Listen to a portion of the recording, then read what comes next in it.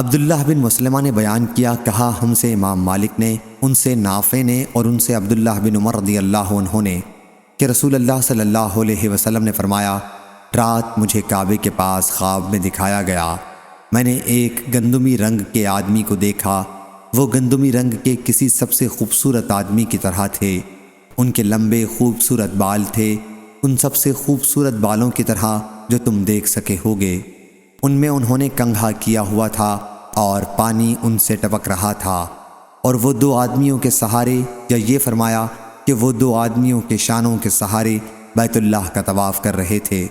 میں نے پوچھا کہ یہ کون صاحب ہیں؟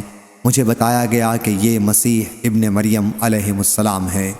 پھر اچانک میں نے ایک گھنگریالے بال والے آدمی کو دیکھا جس کی ایک آنکھ کانی تھی اور انگور کے دانے کی طرح اٹھی ہوئی تھی۔